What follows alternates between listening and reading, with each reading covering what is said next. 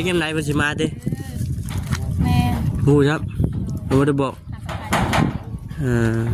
คิดว่าบอกแม่เด้อแม่คอยไปผูกแขนเพิ่นก่อนแขนลูกก่อนว่าน้องเพิ่นอยู่ก็เลยบ่ได้โทรบอกไปกันเนาะผู้อยู่บ่ไอ้บอกอยู่เนาะพอเดินทางกลับบ้านแต่มันแขนมันแค่เท่เป็นยังไงอยู่ใกล้นี่บ่ได้ไกลบ่เดี๋ยวก็มาแน่เนาะชอบความเป็นไรทางพวกบ่าวกับบ้านนั้นทางผู้ชาวกับบ้านนู้นเจ้าบ่าวเจ้าสาวเห็นผ่อนน้ำบุ้งอยู่บนนั้นแล้วเนาะได้บ่ายแล้วจากพรยังแล้วมันคุ้มแล้วเนาะ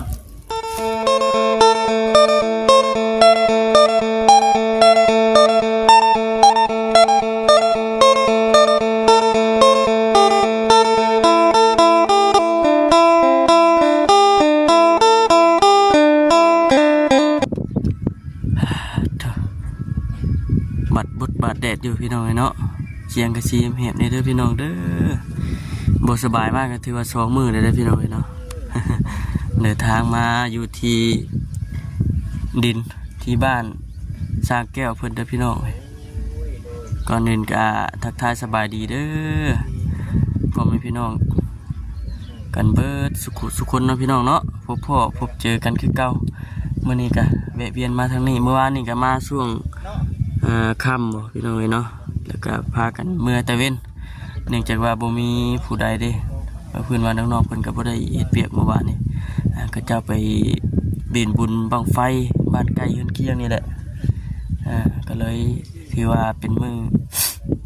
พักผ่อนเพิ่นเมื่อวานนี่เนาะอยู่แต่ทางสร้างแก้วแล้วมื้อนี้น่าสิอยู่กันครบเบิดเลยเนาะพี่น้องเสียงอมๆดูว่าซั่นทางในพุ่นก่อนอื่นก็ฝากทางพ่อแม่พี่น้องที่เข้ามาเบิ่งมาชมแล้วก็อย่าพากดข้ามโฆษณาของบ่าวคำไปเด้อพี่น้องเด้อเนาะเข้ามาเบิ่งมาชมแล้วก็คอมเมนต์กันเข้ามาเป็นกำลังใจให้แน่ว่าซั่นพี่น้องช่วงนี้ก็คือฮู้นะยอดวิวก็ลดลงเลยล่ะพี่น้องเนาะจะได้กระฝากนี่เด้อพ่อแม่พี่น้องFCเข้ามาเบิ่งมาชมเข้ามากดไลค์กดแชร์ให้แน่วิทย์ไปแล้วพี่น้องเนาะบุญบ้านเฮาก็ได้บุญบังไฟเมื่อวานนี้ก็บุญทางบ้านสาแก้วพุ่นนี่แหละบ้านใกล้เคียงวันนี้ยับหม้อเจ้าจันได้พี่น้องเอ้ยใกล้สิฮอดยามให้ยามหน้าแล้วพุ่นนี่เบิ่งมืดฟ้ามืดฝนมาแล้วว่าซั่นฮอดควบเก่าควบเดิมมันก็ได้จะวันนี้น่ะอย่างไรเห็นทางผู้จิตผู้ชื่อต้นม่วงนี่พี่น้องเอ้ยกับแนวกินบ่เล็กๆน้อยๆแหละเป็นกระตุ้นขนมนี่แหละกับทางบ่ข้ามเพิ่นมันก็ได้มียังไงเอาเป็นสบายดีเด้อจับกล้องเด้อบ่ครับจับกล้องเด้อโอเคเอาขึ้นนะสิได้นี่จับสิสิบ่จ้ะปากก้นมือจ้ะสิเหรอจับสิบ่นั่นนี่แหละโอเคบ่เว้ยได้อยู่บ่ได้เนาะปั๊บให้มันตั้งอยู่นี่เอ็นพ่นบ่เอาดีๆเด้บ่ครับเว้ยเป็นมือกล้องน่ะได้เนาะเชียงนาบ่อยู่เนาะเชียงนาเพิ่นเบิ่งอยู่คลิปพี่น้องเลยเนาะยังบ่ทันได้แจ้งครับเจ้าตัวเพิ่นก็ยังบ่ได้แจ้งเลยนะเจ้าตัวก็บ่ได้แจ้งเลยเพิ่นก็ท้อแล้วพี่น้องเอ้ยเนาะเพิ่นก็แล้วก็ได้พบลงหาเงินหางบว่าซั่นนี่ดูมันได้บัดนี้ได้น้องดาวเอ้ยเนาะไปเดี๋ยวจะให้น้องดาวเอาเนาะไม่เอาต้นม่วงนะต้นมะม่วงคืออะไรว่าบ่ข้ามเพิ่นตับกล้องแน่ตกสบายนี่อากาศร้อนก็ร้อนเป็นวัดเป็นไอคอยก็ได้เนาะไข่เป็นหนาวบ่นั่นแหละจังหวะนะโมเมนต์ว่าชาติเป็นไข่ไปไหนมันแบบสีเมื่อยดิเป็นวัดดินะสิหอดยามให้ยามหน้าเดี๋ยวได้อีกได้เนาะก็ดีเลยเนาะไม่เป็นไรอยู่เพื่อนมานี่เจ๊จะสิมาเด่นน้ำเนาะทั้งน้องคนอยู่แต่ว่ามันอยู่ในช่วงพักผ่อนเดี๋ยวให้น้องคนพักผ่อนก่อนโอ้ใบที่เขาใบ1 ใบ 2เฮ้ยเขาใบเป็น ดูเข้าไปนึงแล้วมาเบิ่งน้ำกันพี่น้อย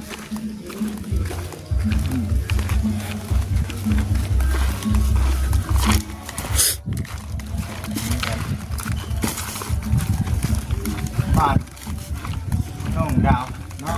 ท้ายแล้วนี่เนาะบ่ครับ ฮะ ไว้อยู่ได้นี่เนาะ สีโปรเงียบแล้วนะ โอ้บ่ได้เห็นหน้าเห็นตาแต่หึงเนาะ เฮ้ยแต่มันห่มหน่อยดิขึ้นมุ้งหลังคามันจะมาห้อนมาได้ คือได้ใจแท้บอกบรรยากาศมานี่เนาะเอามีชายนะพ่อบ่ ข้างหัวเวียงคนเดิม โอ้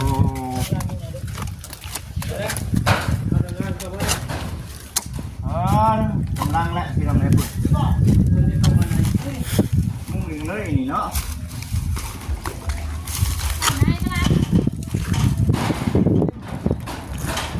ไปอีกเนาะไปยังเลยต้มยัง ข้าวนึ่งข้าว หนึ่งข้าว โอ้ย เชื่อต้มไก่ใช่ไหมแหวนบ่ บ่ายโมงหนึ่งข้าวนี่บ่โอ้กำลังพี่น้องเลยเนาะ ไม่ทำอาหาร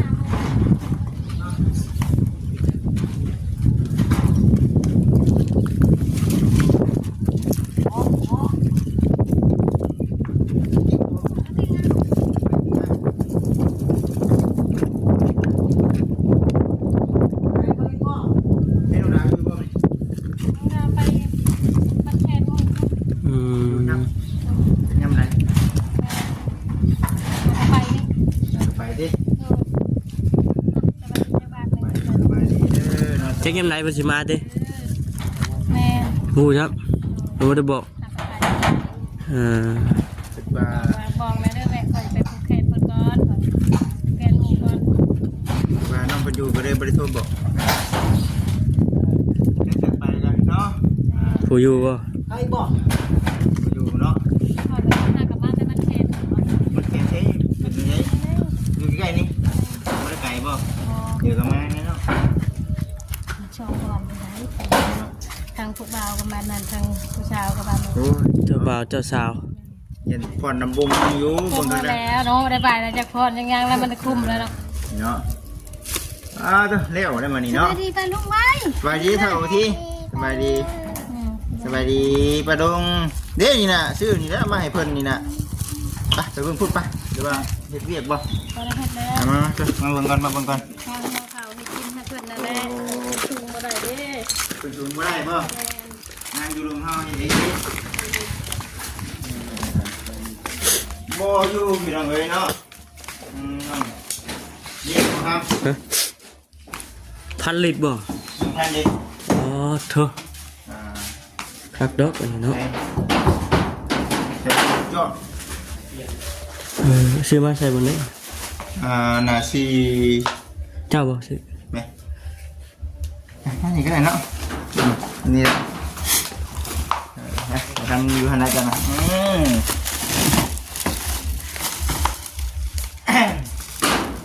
เด้อน้องดาวเด้อเนาะทั้งเอ้ยเจซี่เนาะเป็นชื่อของมาผักมาต้อนเนาะมันนี่ก็น้องดาวไม่อยู่บ้านตรงนี้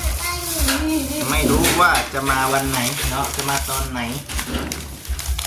บอกนี่ยังจับเพน อ้าว โอ้กินน้ำกินในมันก็สุดยอดแล้วนี่เอาไปนี่ก่อนเนาะน้ำเย็นๆก็ดีใจนะนะเนาะ เย็นเลยนะกำจุเย็นเบอร์สิบหน่อยเด้ โดยนี่เป็นนมกับขนมเนาะมาอยู่พี่น้องเลยเนาะพูดได้เดียว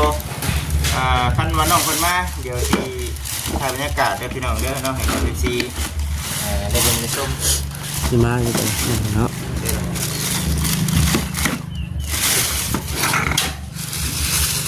ตอนนี้ก่อนเด้อนี่แหละสำคัญคือกันอยู่บ่น้องเอ้ยเนาะ อันนี้เห็นอยู่บ่ครับเห็นอยู่เนาะอันนี้เป็นทั้งเอ้ยเคซี่เพิ่นชมรูปมานะเอาแบบนี้เด้อมาเสนมาให้กับทั้งน้องดาวได้ ทำความสะอาดบ้านบัดกวดถูสิได้นี่เนาะเด้อบัดนี้เด้อเช็ดเป็นอยู่บ่น่ะ ที่โจนแม่ยังทางไว้เลยทางไว้เลย เป็นไง ทางตายเลยแม่ ที่ส่งงานนั่นนี่ โจนแล้วเด็กเก็บ เบิ่งก่อนพี่น้องไง ก็ใส่นั่นแหละ ขี้บ่ เพื่อนแล้วใส่เป็นอยู่จ้าไหมบ่ โอ้ยแน่ๆเลย ฮะ เอ้ย แน่เลย ใช่เลย ว่าแน่ๆเลยขอแห้งแล้ว ตอนนี้ ก็เห็นจ้ะ เลยยังเป็นครบใส่ไปนี่เอาเบิ่งนะพ่อก็บ่เคยมีได้แบบนี้นะ แต่ขนาดนั้น อ๋อมันบีบใส่ไปนี่เหรอนี่จะน่าสิเป็นแบบนี้ ใช่แบบมันหมุนปินคล้องแล้วมันฮะ ฮะ ปินได้เนาะนี่เนาะ แม่น บังสูบมันนะมันปินนะ ๆไปเบิ่งก่อนซี่ คือเห็นคือโหนเนาะ ซี่บ่ครับตรงยาวกว่านี้บ่ใช่ บัดเท่านี้นะ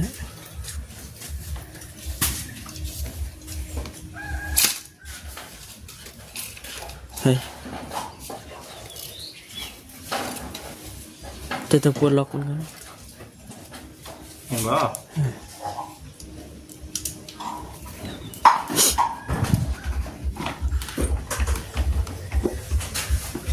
เบิ่งก่อนพี่น้องเอ้ย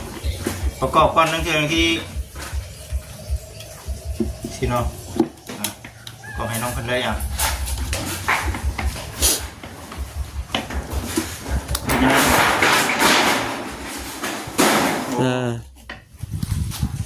พี่แน่บันเอามาคำสบายดีสบายดีเนาะคือเก่าเส้นเคยเส้นเก่าเส้นเดิมเนาะมาเบิ่งมาครับมาเบิ่งได้ป่ะคนเดียว ม่วงใหญ่300,000พี่น้องเอ้ยเนาะ เอาไปได้อยู่ป่ะ ได้ได้ข่อยกันมีหน้าสั่งอยู่ได้อยากได้อยู่ โชคชาปีจะได้กินเนาะ เมื่อกี้ว่าชีลงไปสวรรค์ไปแล้วว่ะอยู่ชิโนก่อนโอ้ตัวบะมี่อยู่นะเบิดได้นี่เบิดดังมาครับเว้ย ไปได้ป่ะคนเดียว เตรียมพี่น้องเอ้ยมื้อนี้เนาะแต่คุกกันเนาะฮึบมาพี่น้องเอ้ยมันไปน้ำกันต้นเหมือนม่วงใหญ่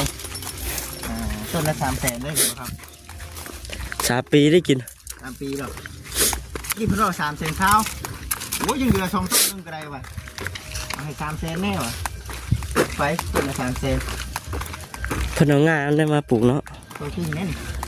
จริงอ่ะ คงเย็นๆเนาะลืมไปรักกินของน้องดาวเด้อ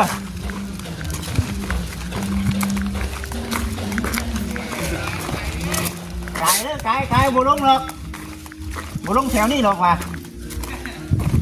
โอ้น่าเกิดนอกครับ นักเลยเนาะ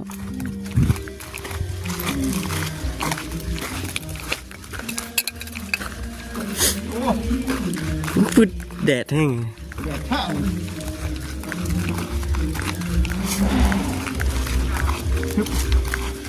ต้นมะม่วงที่เรามาต้นทึบ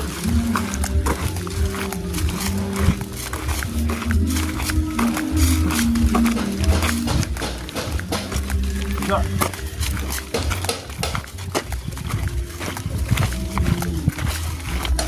นักกว่า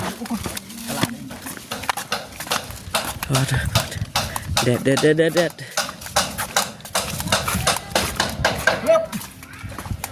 ยบ เอาม่วงมาใ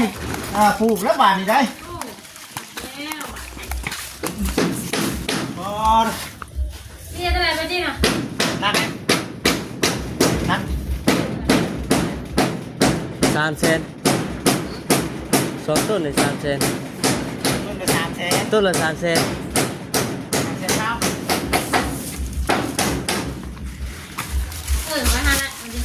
300,000กีบ กระดูกให้ซาพัส งูใหญ่บ้านเฮาเหรอ แม่น ฮะ ตัวนี้มันสิเป็นเขียวกว่าว่ะ หมักยาวๆนะเนาะ แม่น เขียวเสวย เขียวบ่แม่นเขียวใหญ่ๆอย่างนั้นนะมันเห็นเพื่อนแม่เขาได้เนี่ย แม่นมันใจ แก้มแดง แม่น บ่เป็นม่วงต้นนั่นบ่อันนั้นมันคือมัน อัน เพิ่น บ่แม่นอันนั้นก็มาแม่นอัน แก้มแดง อันนี้ปุ่มๆเนาะ ลืมถามพระเจ้าสิด้วยมันอยู่ในสองต้นโดยเฉพาะดิลืมถามนะ นี่แกเป็นเขียวเสมอว่ะ แต่ว่าเป็นมะม่วงใหญ่อยู่แล้วพี่น้องเอ้ยนี่ นั่นน่ะมันเป็นหมาเลยเนาะ เฮ้ย เด้ นี่ก็คือ เด้ดอกสั่น อ๋อนี่เนาะเป็นดอกนี่นี่ แม่น หล่นหมดแล้ว ต้นแล้วต้นแล้ว ก็ธรรมดาแล้วอยู่ในนี่เนาะเฮ้ยจะนักก็อ่าน อยากได้บ่ล่ะฮะ เฮ้ย ถ้าว่าที่อยากได้บ่ มีกระดูกหมวกนะ กำลังใส่เป็นลมบ่ เฮ้ยเร็วเลย นั่นแหละ เร็วใส่เลย พักเที่ยงกินข้าวกินน้ำได้นี่ ผักนี่นะ กำลังเด้อพี่น้องเอ้ยเนาะกำลังลงนี่เนาะตัวนี้พร้อมแล้วนี่พี่น้องเอ้ยเนาะเบิ่งเสริมซื้อมาให้น้องเพิ่นมานี่นะมีมะม่วง2ปุ๊กได้ก็จะเป็นในเรื่องอันนี้เนี่ยเอ้า บุกก่อน ชิบอน ได้บอกเขาเลยเอาวะ ไปเฮ็ดได้บ่ครับชิบอน จ้า ที่โอ้มาชิบ่บัด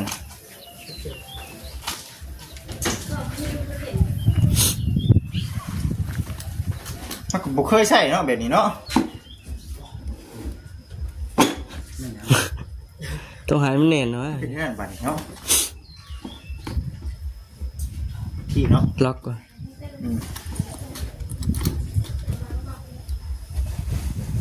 นี่น้ำบ่นี่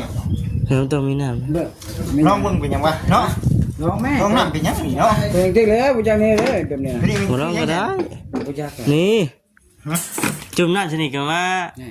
ซับชนิดเห็นวิดน้ำออก มาเดี๋ยวพี่ต้องลองเด้อ มาเชื่ออีก น้องแม่ เอ้าใช่ ทั้งเลยเคซี่เพิ่นเนาะ ตัวเองเนาะ แม่นเป็นไรกันคือว่าเด้อพี่น้องเด้อสบายดีสวัสดีFCบัดทุกคนเนาะที่ส่งพี่น้องเนาะ สองน้ำใช่นี่ตัวนี้ มันคนละเต่าว่าเต่าเดียวกันเนาะ เท่าเดียวกันนี่สำหรับบิดน้ำที่จะ นี่ก็ แล้วก็ ลองก่อนนะเนาะพอครับท่าน อ๋อ ครับที่ซี่เนาะนี่แล้วก็ดอกซี่จุ่มน้ำเนาะ จุ่มมันจุ่มน้ำแพบจุ่มน้ำแพบด้วย คุณจะนั่งก็ได้โบ้ เนาะลอง เอาสมมุติได้สมมุติ ลองชื่อกันมะ สมมุติเนาะสมมุติว่าน้ำแพบได้น้ำกระมังเลย ผักเอาเสื้อ ไปนี่เพื่อนสิ ต้องถูอีกเอ้ยว่าจะได้พุ่นถูเพื่อเบิดพุ่นถูก็เกี่ยงไปอยู่ในอยู่นอกถูเบิด ให้ได้ลองเนาะ อะไรลองอะไรกัน ลองต้องเที่ยววันเที่ยว นั่ง เนาะ ข้างนอกแรก ลองมาชื่อลองกัน เนาะลองมันตรงนี้ เอาน้ำใช้ได้นี่ครับดูซี่เนาะ เอามาปั่นบีบน้ำเอาก่อน ไม่สด นี่ ซี่บ่ นี่ แล้วก็ไม่มีซี่เนาะ เบรกก่อน สูบลง